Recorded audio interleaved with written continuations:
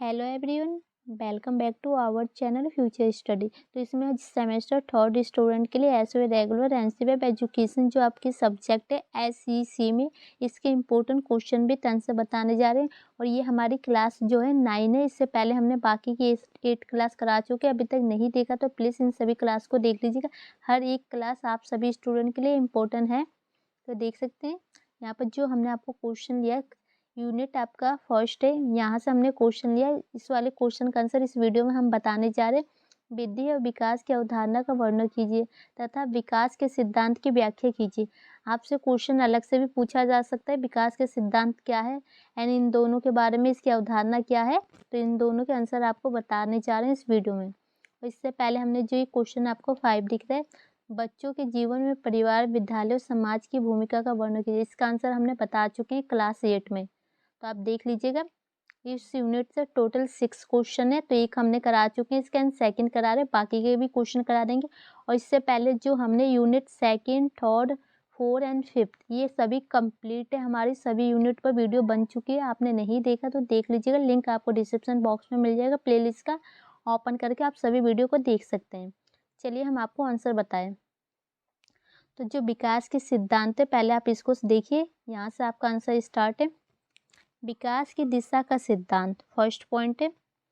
इस सिद्धांत का यह मानना है कि बालकों के विकास सिर से पैर की तरह होते हैं। मनोविज्ञान में इस सिद्धांत को सिरा पुच्छीय दिशा कहा जाता है। इसके अनुसार पहले बालकों के सिर का और उसके बाद उसके नीचे वाले अंगों का विकास होता है। तो जो दिशा देखिए, विकास की दिशा का सिद्धांत इसमें ना ये बताया जा रहा है कि जो एक छोटा बेबी होता है उसका विकास किस टाइप से होता है। सबसे पहले जो उसका सर है उसका विकास होता है, फिर उसके बाद वो जो उसके नीचे के पार्ट होते हैं उसके बाद उसका विकास होता है। ठीक है, तो सर से नीचे की तरफ से विकास होता है फर्स्ट पॉइंट में। एंड सेकंड पॉइंट है निरंतर विकास का सिद्धांत। यह सिद्धांत मानता है कि विकास अचानक नहीं होता, बल्कि विकास की प्रक्रिया धीरे धीरे पहले से ही चलती रहती है, परंतु इसकी गति में बदलाव आता रहता था। कभी विकास तीव्र गति से होता है तो कभी निम्न गति से। मतलब इसमें ना जो ये विकास है ये हमेशा चलती रहती है, कभी भी नहीं रुकती। कभी ऐसा हो सकता है कभी ये धीरे चले तो कभी तेज चले, तेज गति से चले। तो विकास इस टाइप से मतलब चलती रहती है, रुकती नहीं है कभी। थर्ड पॉइंट है व्यक्तिगत विभिन्नता का विकास। तो जो आप देख सकते हैं कि अलग अलग बच्चों में विभिन्नताएं पाई जाती है, अलग अलग विकास। आप देख सकते हैं 2 साल के बच्चे को ले सकते हैं आप एग्जाम्पल के लिए, कि एक बच्चा 2 साल की हाइट में लंबा होता है तो एक छोटा होता है, तो वही विभिन्नताएं होती है। इस सिद्धांत के अनुसार विकास प्रत्येक व्यक्ति में भिन्न भिन्न तरीकों से होता है। 2 व्यक्तियों में एक समान विकास प्रक्रिया नहीं देखी जा सकती। तो 2 व्यक्तियों में एक समान विकास नहीं देखा जा सकता। जो व्यक्ति जन्म के समय लंबा होता है वह आगे जाकर भी लंबा व्यक्ति ही बनेगा। एक ही उम्र के 2 बालकों में शारीरिक, मानसिक, सामाजिक विकास में विभिन्नता स्पष्ट देखी जा सकती है। तो उसमें मान लीजिए 2 बच्चे एक दिन ही पैदा हुए, एक की हाइट छोटी है पैदा होते ही, एक की लंबी है, तो ये लंबा ये जाके इसकी लंबाई अच्छी होगी, इसकी लंबाई कम होगी। ठीक है, और इसमें सामाजिक जो होती है, सामाजिक, मानसिक, शारीरिक सब दोनों व्यक्तियों में विभिन्नता होगी, एक जैसा विकास नहीं होगा। किसी में ज़्यादा बुद्धि होगी तो किसी में कम होगी। 4 पॉइंट है विकास क्रम का सिद्धांत। इस सिद्धांत के अनुसार व्यक्ति का विकास निश्चित क्रम के अनुसार ही होता है, अर्थात बालक बोलने से पूर्व अन्य व्यक्ति के इशारे को समझकर अपनी प्रतिक्रिया करता है। तो जो इसमें है ना क्रम का विकास होता है, मतलब कि जो बच्चे होते हैं ना बोलने से पहले ना इशारों को समझते और अपने इशारों के जरिए बातों को बताते हैं। उदाहरण, बालक पहले स्मृति स्तर में सीखता है, फिर बोध स्तर, फिर अंत में क्रिया करके। मतलब पहले वो इशारों के जरिए सीखता है, फिर बाद में देखते हुए, फिर बाद में वो क्रिया करता है, फिर वो हाथ पैर हिलाना, बताना, मुंह से बोलना, ये सब काम करने लगता है।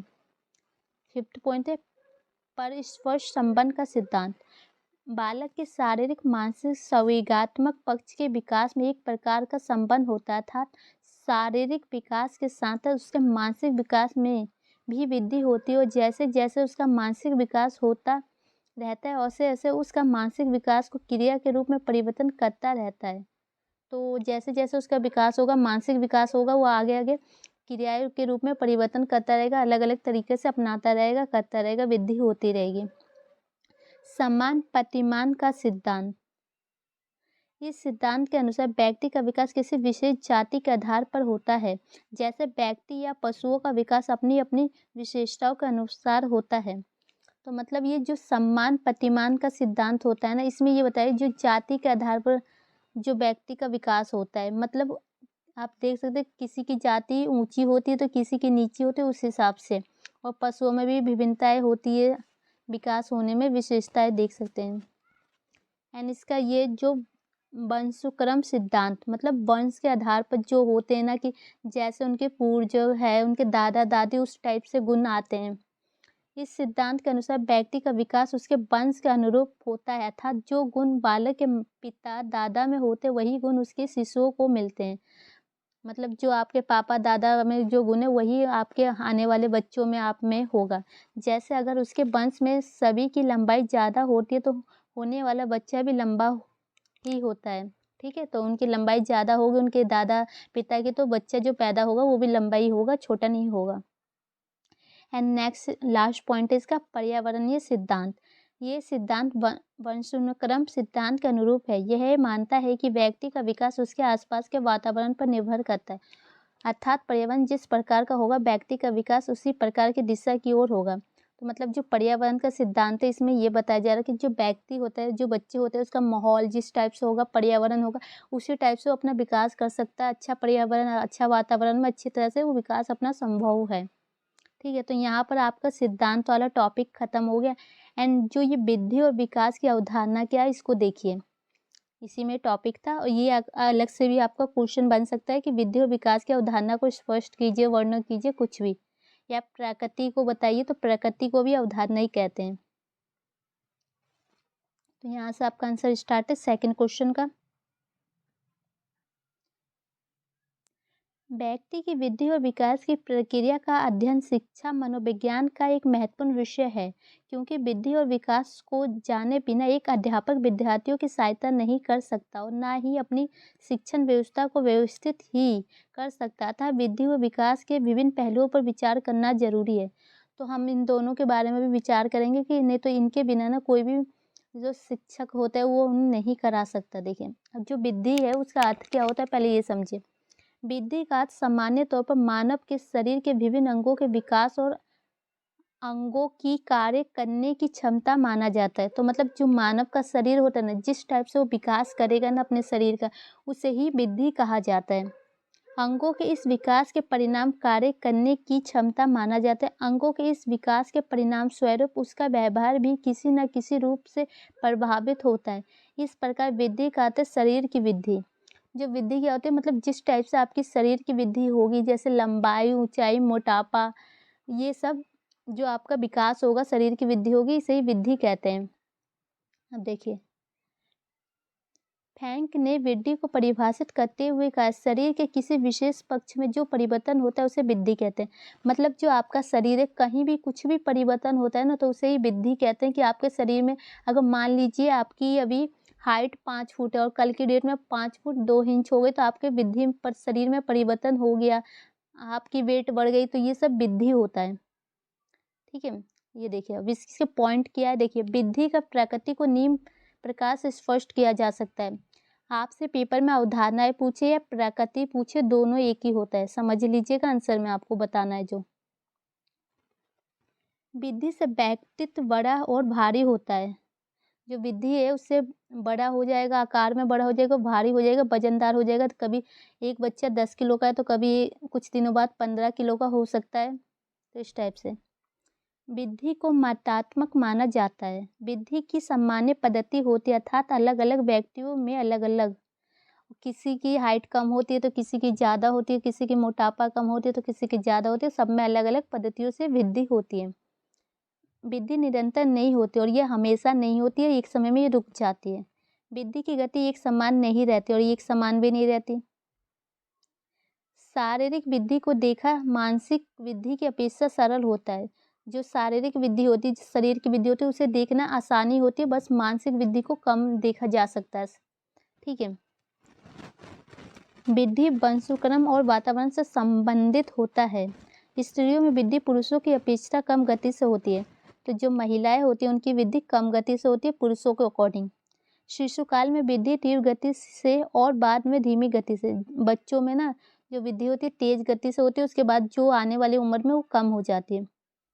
शारीरिक और मानसिक वृद्धि का आपस में गहरा संबंध होता है और इसमें शारीरिक और मानसिक दोनों वृद्धियों का आपस में गहरा संबंध होता है, यहाँ पर हमने बताया। एंड ये देखिए इसके जो विकास का टॉपिक आ गया आपका, विकास का अर्थ क्या है पहले ये देखिए। विकास परिपक्वता की ओर आग्रह करता है, अर्थात विकास परिपक्वता की एक प्रक्रिया है। वास्तव में विकास शब्द का प्रयोग सभी के परिवर्तन के लिए प्रयुक्त होता है, जिससे कार्य कुशलता और व्यवहार में प्रगति हो। इस प्रकार कहा जा सकता है कि वृद्धि की अपेक्षा विकास की संकल्पना व्यापक होती है, यानी विकास के अर्थ में ही वृद्धि शामिल हो जाती है। अगर वृद्धि मात्रात्मक परिवर्तनों की ओर इशारा करती है तो विकास गुणात्मक परिवर्तन की ओर सामान्यतः वृद्धि और विकास की प्रक्रिया साथ साथ चलती है। तो मतलब इसमें यही बताया जा रहा है जो वृद्धि और विकास है ना, दोनों साथ साथ चलती है, एक के बिना दूसरे का कोई अस्तित्व नहीं, दोनों मिलकर वृद्धि और विकास करते हैं। ठीक है, तो इसका पॉइंट आप देख सकते हैं यहाँ से। विकास की प्रकृति को निम्न प्रकार से समझा जा सकता है। और एक चीज़ और देखिएगा, अगर आपको ये हम बता रहे हैं यहाँ पर और एंड ऊपर वृद्धि का जो आपको बताया था, ये दोनों आपको अगर अंतर पूछे तो लिखना है, तो अंतर में ये आप लिखिएगा विकास का, एंड जो इसके बाद ये आपको यहाँ दिख रहे ये वृद्धि में, ये दोनों अंतर बन जाएंगे, दोनों में जो फर्क है ना वो आपको बताना है, तो ये अंतर में आप लिख सकते हैं। ठीक है, तो यहाँ से देखिए इसका विकास एक निरंतर चलने वाली प्रक्रिया है, तो ये चलने वाली प्रक्रिया, तो वृद्धि में ये नहीं चलने वाली है, तो एक अंतर आपको समझ में आ गया। विकास का वृद्धि की अपेक्षा अधिक व्यापक है और इसमें अधिक व्यापक है विकास का, और वृद्धि में व्यापक अधिक नहीं है। विकास गुणात्मक परिवर्तन की ओर संकेत करती है, तो विकास किसकी ओर करती है, एंड ऊपर वृद्धि का अलग था। वृद्धि और विकास की प्रक्रिया साथ साथ चलती है, दोनों साथ साथ चलती है। विकास में सभी प्रकार के परिवर्तन शामिल हो जाते हैं, इसमें सभी प्रकार के परिवर्तन शामिल होते हैं, और लेकिन ऊपर वाले में शारीरिक और मानसिक परिवर्तन शामिल होते हैं। विकास से आश्चर्य शरीर के विभिन्न शारीरिक, मानसिक तथा व्यावहारिक संगठन से होता है। विकास वातावरण से भी संबंधित होता है। विकास प्रणाली में होने वाले कुल परिवर्तन का योग होता है, और जो भी प्रणाली मतलब व्यक्ति उसमें जो भी परिवर्तन होते हैं, विकास सभी का कुल योग का परिवर्तन होता है। विकास जीवन पर्यंत निरंतर चलता ही रहता है, और ये हमेशा चलता रहता है, कभी नहीं रुकता है विकास। विकास में समानता पाई जाती है, किंतु इसकी दर, सीमा आदि में आवश्यक अंतर पाया जाता है, इसमें समानता भी पाई जाती है। विकास के बदलाव को होते हुए देखा जा सकता है, जैसे आंतरिक बदलाव या योग्यताओं को मात्र अवलोकित कर सकते हैं, और जो विकास है ना इसको बदलाव को देखा जा सकता है। मान लीजिए कि अगर आपने अभी अपनी ग्रेजुएशन कंप्लीट की है और उसके बाद आप कोई एक अच्छी पोस्ट पर लग जाते हैं, तो आप में विकास हो गया ना, आप यहाँ से उठ के यहाँ चले गए, एक अच्छे कुछ बन चुके हैं, तो आपका विकास हो रहा है और इसे देखा जा सकता है, सभी लोग देख सकते हैं। ठीक है, तो इसी टाइप से आपको दोनों में अंतर बताना है। ये विकास के पॉइंट है, ऊपर वृद्धि के पॉइंट है, इन दोनों में अंतर पूछे अंतर बता दीजिएगा। इसकी प्रकृति पूछे ये बता दीजिएगा, अवधारणा पूछे तो इसी को बता दीजिएगा, एंड जो इसके सिद्धांत पूछे तो हमने ऊपर ये बता चुके हैं। तो आपको यहाँ पर आंसर कंप्लीट हो गया। इसमें आपके 3 क्वेश्चन इसमें बनते जो हमने आपको बता दिए। पहला तो यही है कि वृद्धि और विकास की अवधारणा का वर्णन कीजिए, इन दोनों के बता दिए। अवधारणा की जगह प्रकृति भी आपसे पूछ सकता है, ठीक है, तो प्रकृति पूछेगा तो वो बता दीजिएगा, एंड सिद्धांत पूछेगा तो आप बता दीजिएगा। सिद्धांत आपको हमने अलग बता दिया, तो वीडियो को शेयर कीजिए, एंड आने वाली नेक्स्ट क्लास में आपको इस क्वेश्चन का आंसर कंप्लीट मिल जाएगा, और बाकी की जो भी क्वेश्चन बचते हैं सभी का आंसर बता देंगे। Thank you.